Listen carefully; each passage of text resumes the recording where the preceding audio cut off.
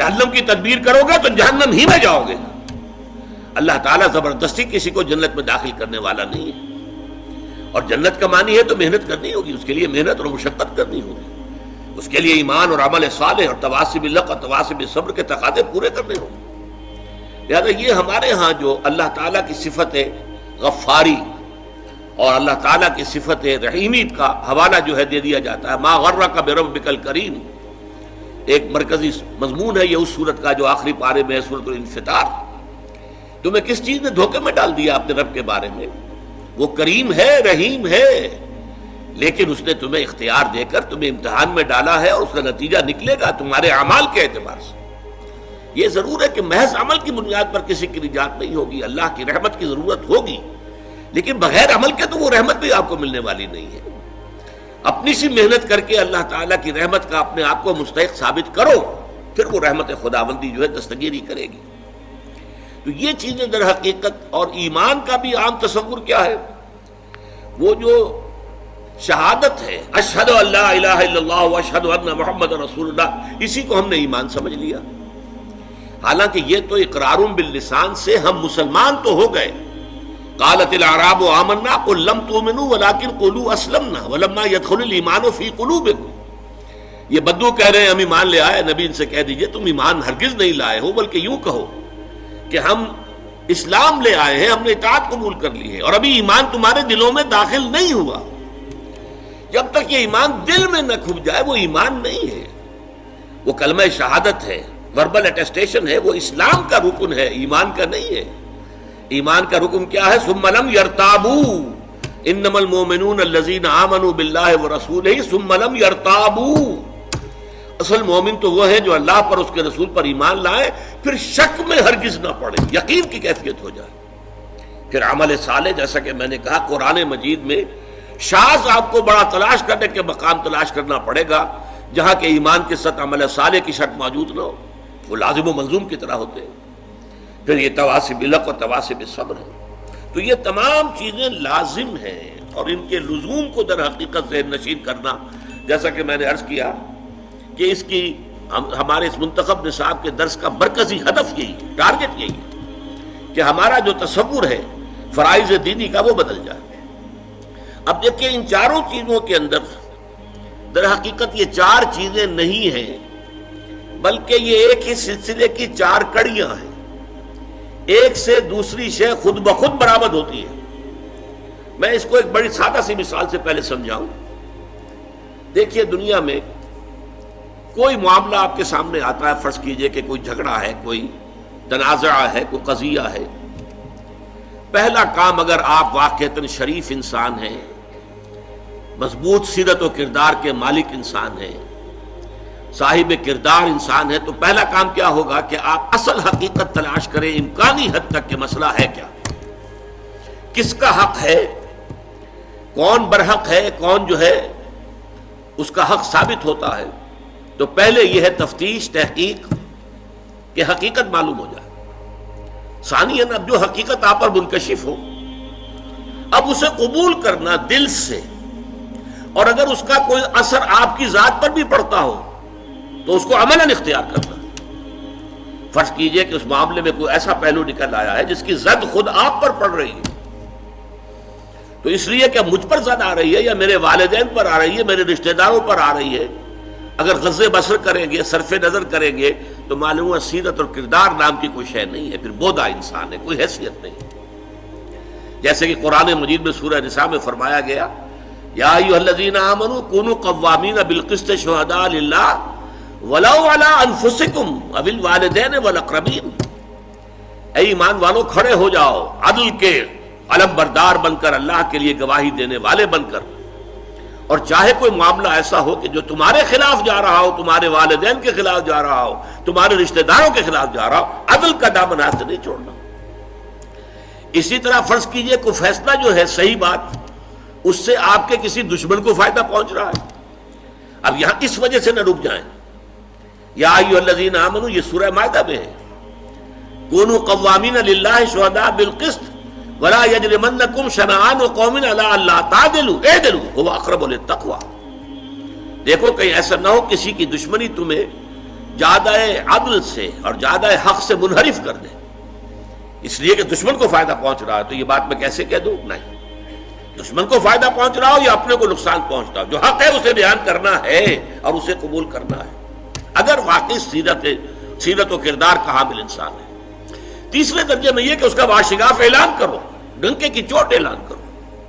اور چوتھے یہ کہ اگر اس میں کوئی ریزنٹمنٹ ہوتی ہے، کوئی فریق جو ہے آپ کے خلاف کوئی اقدام کرتا ہے، کوئی پروپیگنڈا کرتا ہے، کوئی آپ کے خلاف جو ہے کوئی اور ایسی تدبیر کرتا ہے جس سے نقصان پہنچ سکتا ہے، تو ڈر کر خاموش نہیں ہو جانا، بلکہ یہ کہ وہ سارے خطرات کو برداشت کرتے ہوئے مردانہ وار جو حق بات ہے اسے کہنا ضرور ہے، اور اگر اس میں کوئی تکلیف آ رہی ہے تو اس کو جھیلنا ہے۔ یہ خود بخود جو ہے یہ 4 قدم جو ہے، اگر انسان صاحب کردار ہے، اگر اس میں واقعتاً سیرت اور کریکٹر نام کی کوئی شے ہے، تو یہ خود بخود ہوگا کہ ہر شے کی حقیقت تلاش کرو۔ نمبر 2، اس کو قبول کرو، اور اس کا کوئی عملی تقاضا ہے تو اس کو پورا کرو، اس کا اعلان کرو ڈنکے کی چوٹ، اور اگر اس میں تم پر کوئی تکلیف آئے تو جھیلو۔ فَأُولَٰئِكَ يَدْخُلُونَ الْجَنَّةَ يُرْزَقُونَ فِيهَا بِغَيْرِ حِسَاب،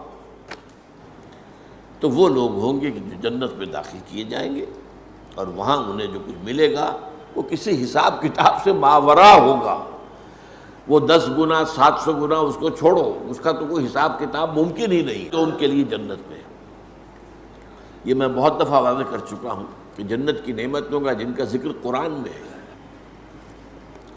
یہ اصل میں جسے عربی میں کہتے ہیں نزل، یہ نزل ہے، وہ چیزیں جو ہم جانتے بھی ہیں کہ جو بھی وہاں کلما رزقوا منها من ثمرۃ رزقا قالوا هذا الذي رزقنا من قبل، آم دیا جائے، اچھا یہ آم تو ہم کھاتے تھے، دنیا میں بھی کھاتے تھے، اس آم کی جو لذت ہوگی اس کا آپ تصور بھی نہیں کر سکتے دنیا کے آم کی، تو نعمتیں وہی ہوں گی، لیکن یہ نزل ہے۔ نزل کسے کہتے ہیں عربی زبان میں؟ نزیل کہتے ہیں، نزل ینزل، اترنا۔ جیسے ہی کوئی شخص آپ کے دروازے پر آیا اور کسی سواری سے اترا، گھوڑے پر چڑھ کے آئے گا اس سے اترے گا، اونٹ پر سوار ہوا تھا اس کو بٹھا کر اترے گا، کار پر آیا کار سے اترے گا، نزیل ہے اب یہ۔ تو فوراً آپ پیش کرتے ہیں کوئی موسم کے مطابق، کوئی ٹھنڈا کوئی گرم، وہ تو بھاگ کر فوراً پیش کر دیں گے، اس کو کہتے ہیں نزل، جو کسی مہمان کی آمد کے فوراً بعد پیش کر دیا جاتا۔ اب وہ آپ کے ہاں مقیم ہو گیا، اب وہ ضیف ہے، ضیف مہمان۔ یہ ضیافت جو ہونی ہے اہل جنت کی، یہ ان نعمتوں کے ذریعے ہوگی جس کا ہم تصور بھی نہیں کر سکتے۔ حدیث میں آیا ما لا عین رأت ولا اذن سمعت وما خطر علی قلب بشر۔ یہ ضیافت جو ہوگی وہاں بعد میں، وہ تو حقیقت کہا کہ وہ ایسی چیزیں ہیں جو نہ کسی آنکھ نے دیکھی، نہ کسی کان نے سنی، نہ کسی کے دل میں اس کا احساس و خیال تک وارد ہوا۔ تو قرآن مجید میں جب بھی آپ اس کو دیکھیں تو اب نزل کے اندر وہ کیا گیا ہے، اس کی بھی کیا اس کی توجیہ ہے عقلی۔ وہ ساری دنیاوی نعمتیں جن سے انسان نے اپنے آپ کو روکے رکھا، یا تو حلال اور حرام کی وجہ سے، یہ حرام ہے میں تو نہیں دے سکتا، میرا دل تو چاہتا ہے، حرام ہے، روکے رکھا اپنے آپ، یا ان نعمتوں سے اس لیے وہ لطف اندوز نہیں ہو سکا کہ وہ لگا ہوا ہے اللہ کے دین کی جد و جہد کے اندر۔ اچھا کھانا اچھا پہننا حرام نہیں ہے۔ قل من حرم زینۃ اللہ التی اخرج لعبادہ والطیبات من الرزق، اچھی کھانے کی چیزیں کس کے لیے بنائی اللہ نے؟ یہ پھل کس کے لیے؟ دنیا میں تو یہ اہل ایمان کے لیے تو ہے، کافروں کو بھی اللہ دے دیتا ہے، لیکن خالص ہو جائیں گی اہل ایمان کے لیے قیامت کے دن، پھر وہاں کافروں کا حصہ نہیں ہوگا۔ لیکن فرض کیجئے آپ تو لگے ہوئے ہیں انقلابی جد و جہد میں، آپ کا وقت لگ رہا ہے اللہ کے دین کو پھیلانے اور غالب کرنے کی جد و جہد میں، تو آپ دنیا تو زیادہ نہیں کما پائیں گے۔ جب دنیا زیادہ نہیں کما پائیں گے تو ان نعمتوں سے لطف اندوز نہیں ہو سکتے، کہاں آم خرید کر کھا سکیں گے آپ؟ وہ تو 2 وقت کی روٹی مل جائے بہت غنیمت ہے۔ تو یا تو حلال اور حرام پر کاربند ہونے کی وجہ سے بندہ مومن ان نعمتوں سے محروم ہو گیا،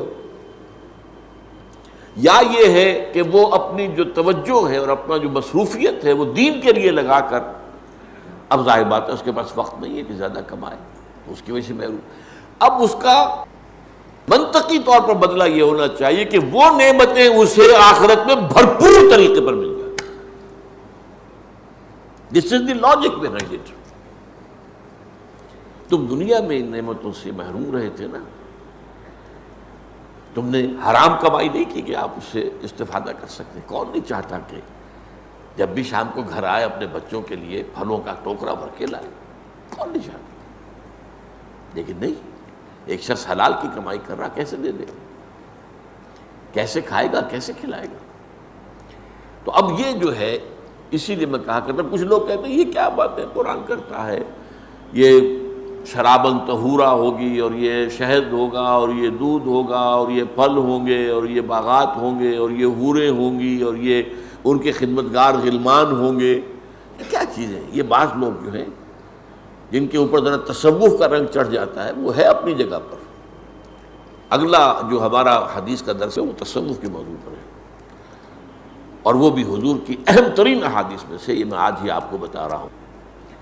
لیکن جن پر یہ رنگ چڑھ جاتا ہے وہ پھر کہتے ہیں یہ کیا جی، یہ تو کچھ سمجھ میں نہیں آ رہی، سینشول جو یہ گریٹیفیکیشن کی چیزیں جنت میں بتائی جا رہی، یہ تو بڑی گھٹیا چیزیں ہیں۔